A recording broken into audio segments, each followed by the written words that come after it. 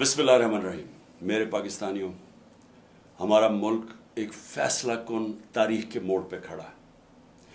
एक माफिया ने हमारे मुल्क के ऊपर कब्जा किया हुआ है, क्योंकि तारीखी महंगाई और अब बेरोजगारी हो रही है पाकिस्तान में। इलेक्शन हारने से ये डर रहे हैं, और क्योंकि ये इलेक्शन की शिकस्त से डर रहे हैं, ये पाकिस्तान का आइन तबाह करने पर तुले हुए हैं, पाकिस्तान के सुप्रीम कोर्ट को तबाह कर रहे हैं। हर किस्म की ये चीफ जस्टिस के ऊपर और जजेस के ऊपर हर किस्म की उनके खिलाफ प्रोपेगेंडा कर रहे हैं।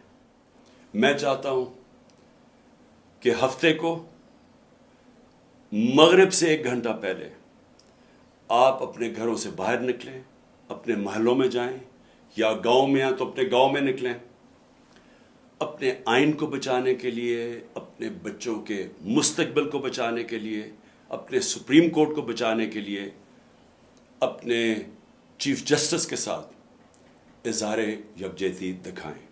फैसला कुन तारीख के मोड़ पे खड़ा है। एक माफिया ने हमारे मुल्क के ऊपर कब्जा किया हुआ है, क्योंकि तारीखी महंगाई और अब बेरोजगारी हो रही है पाकिस्तान में।